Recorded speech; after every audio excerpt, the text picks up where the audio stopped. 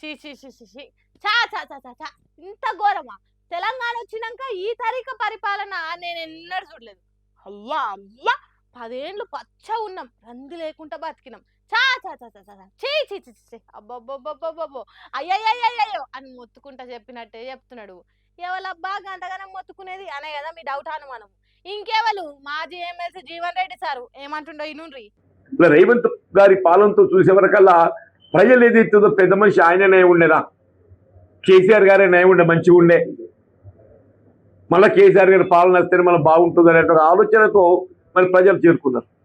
సారే రావాలంటున్నారే తెలంగాణ జిల్లాలల్లా, మళ్ళా సారే రావాలంటున్నారే తెలంగాణ పల్లెలల్లా అని ప్రజలు పాటలు పాడుకున్నది నిజమేనట. రేవంత్ రెడ్డి సార్ ఏలుబడి చూసినాక తెలంగాణ సాగుబడి సత్కిల పడ్డది. ఏదేమైనా కేసీఆర్ సార్ ఉన్నప్పుడే మంచిగా ఉండేరా అని ప్రజలు మాట్లాడుకున్నది ఇప్పుడు మాజీ ఎమ్మెల్యే జీవన్ రెడ్డి సార్ చెవుకు చేరిందట. కాంగ్రెస్ పార్టీకి రాజీనామా చేసినాక గాయంతో మాట్లాడ్డా, కేసీఆర్ పార్టీలో చేరబోతున్నాడు కాంగ్రెస్ పార్టీని అడిగి పారేయడా, కాకపోతే ఈ అనుడేదో ముందు నుంచి అనేది ఉంటే మంచిగుండు. అయితే మాయ కానీ జీవన్ రెడ్డి సారు బీఆర్ఎస్ పార్టీలో ఎప్పుడు చేరిక కాబోతున్నాడు ఆ ముచ్చట కూడా చెప్పు సారు. బీఆర్ఎస్ లో చేరడానికి ఏది ఇస్తుందో నిర్ణయం తీసుకోవడం జరిగింది. దాని కార్యరూపం ఏ విధంగా ఇవ్వడం అనేది వారు నిర్ణయిస్తారు. వారి నిర్ణయానికి అనుగుణంగా ఏది ఇస్తుందో ముందు పోవడం జరుగుతుంది.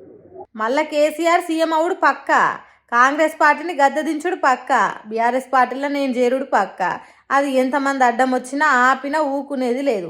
కాకపోతే ఎట్లా చేరాలి, ఎంత పెద్ద ఎత్తున చేరికలు జరగాలి, నేను బీఆర్ఎస్ పార్టీలో చేరికైతే కాంగ్రెస్ పార్టీ కూసాలు ఎట్లా కదిలిపోవాలి, ఇన్ని రోజులు నన్ను ఇబ్బంది పెట్టిన వాళ్ళ ఎన్నులా వణుకు ఎట్లా ఉట్టాలి అనే దాని మీద ప్లానింగ్లు నడుస్తున్నాయి. అది తర్వాత తప్పకుండా చెప్తామన్నట్టు ఉన్నది ఉన్నట్టు చెప్పిండు జీవన్ రెడ్డి సారు. అందుకే కేసీఆర్ ఉన్నప్పుడే మంచిగా ఉండే, అందుకే మళ్ళీ కేసీఆర్ రావాలని కోరుకుంటాన్రు. కేసీఆర్ కాలంలో సుఖము సంతోషము డెవలప్మెంట్ కండ్లారా చూసినాం. కానీ ఇప్పుడు ఎక్కడేసిన గొంగడ అక్కడనే అన్నట్టున్నది.